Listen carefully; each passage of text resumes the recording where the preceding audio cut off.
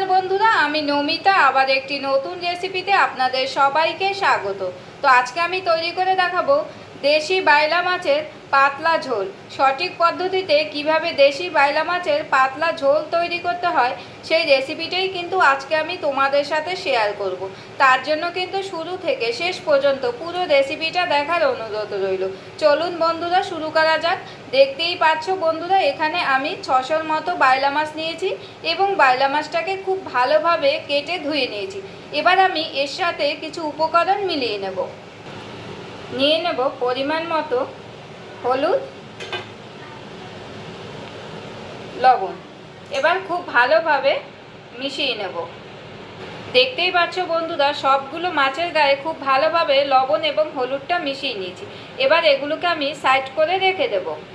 এদিকে উনুনে বসিয়ে দিলাম একটি কড়াইটা গরম হওয়ার জন্য কিছুটা সময় অপেক্ষা করব।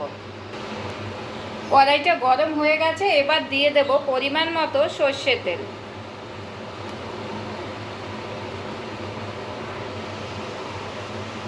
দেখতেই পাচ্ছ বন্ধুরা, তেলটা গরম হয়ে গেছে। এবার এক এক করে সব মাছগুলো তেলের ভিতরে দিয়ে দেব।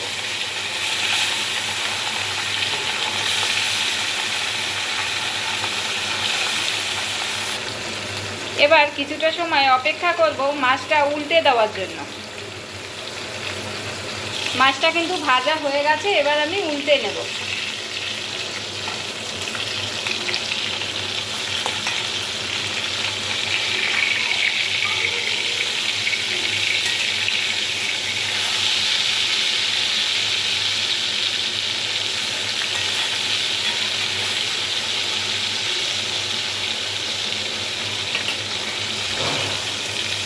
সবগুলো মাছ কিন্তু খুব সুন্দরভাবে উল্টে নিয়েছি, দেখতেই পাচ্ছ তোমরা।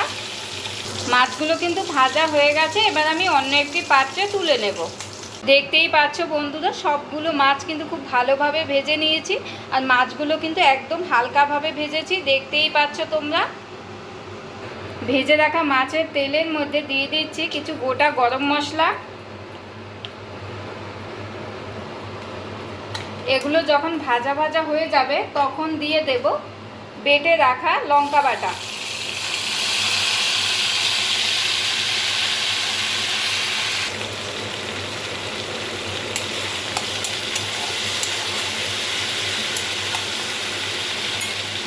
এবার দিয়ে দেব সামান্য পরিমাণ জল। এবার দিয়ে দেব পরিমাণ মতো লবণ, ধনে গুঁড়ো, হলুদ। খুব ভালোভাবে মশলাটা কষিয়ে নেব।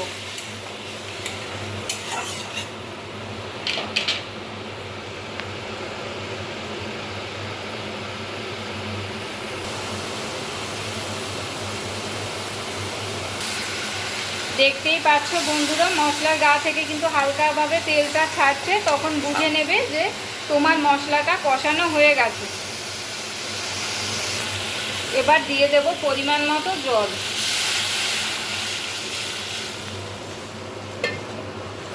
এবার জলটা ফুটে ওঠার জন্য কিছুটা সময় অপেক্ষা করব। 2 থেকে 3 মিনিটের মতো জাল দেওয়ার পরে দেখো জলটা কত ভালোভাবে ফুটে উঠেছে। এবার দিয়ে দেব যে মাছগুলো ভেজে রেখেছিলাম, সেই মাছগুলো এর ভিতরে দিয়ে দেব।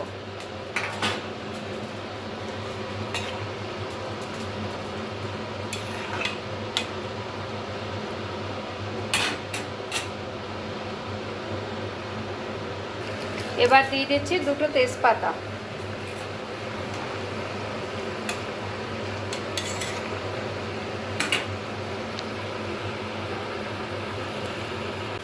এবার আমি ফোড়ন দেব, তাই মাছের ঝোলটাকে অন্য একটি পাত্রে তুলে নেব। বা কড়াইতে দিয়ে দেব পরিমাণ মতো সর্ষের তেল।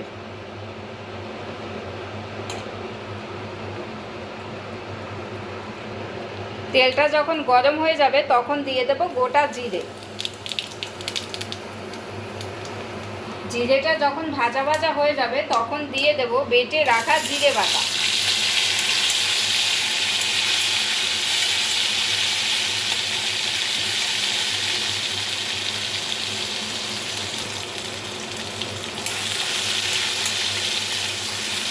খুব ভালোভাবে ভেজে নেব।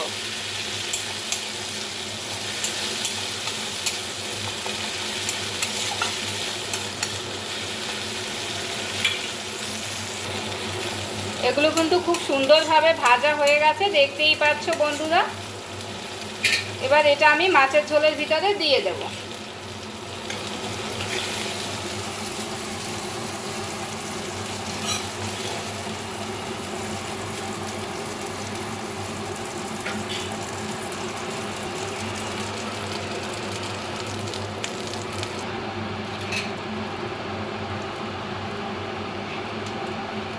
এইভাবে চামচে 1 চামচ ঝোল নিয়ে এর ভিতরে দিয়ে দেবো, না হলে কিন্তু প্রচুর ছিটকাবে।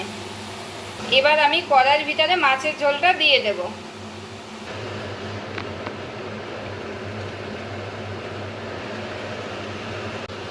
গরমের দিনে কিন্তু এই রকম হালকা পাতলা মাছের ঝোল খেতে কিন্তু খুবই ভালো লাগে, আর শরীরের জন্যও কিন্তু ভীষণ উপকারী। দেখতেই পেলে বন্ধুরা, আমি কিন্তু একদমই কম মশলায় কিন্তু এই রেসিপিটা তৈরি করছি। এবার দিয়ে দেব কিছু ধনেপাতা কুচি।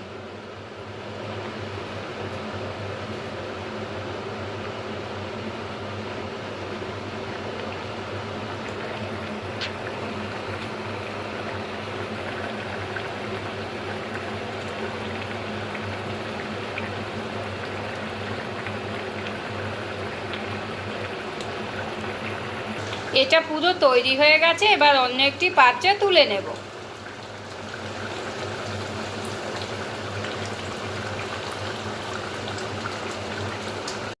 পরিবেশনের জন্য একদম তৈরি হয়ে গেছে, দেখতেই পাচ্ছ বন্ধুরা, জাস্ট কালারটা কত সুন্দর হয়েছে।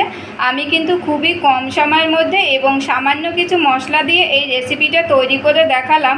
আর আমি যে পদ্ধতিতে তোমাদের তৈরি করে দেখালাম, তোমরা কিন্তু এই পদ্ধতিতে বাড়িতে অবশ্যই ট্রাই করবে। আর আশা করছি রেসিপিটা তোমাদের সবার ভালো লেগেছে। আর ভালো লেগে থাকলে কিন্তু অবশ্যই কমেন্টে জানাবে। যদি ইউটিউব থেকে দেখো তাহলে চ্যানেলটিকে সাবস্ক্রাইব করে দেবে, আর যদি ফেসবুক থেকে দেখো তাহলে পেজটিকে লাইক করে দেবে, অন্যকে দেখার সুযোগ করে দেবে। আজকের মতো টাটা। আগামী দিন নতুন একটা রেসিপি নিয়ে তোমাদের সামনে আসবো। ততক্ষণ সবাই ভালো থাকো, সুস্থ থাকো।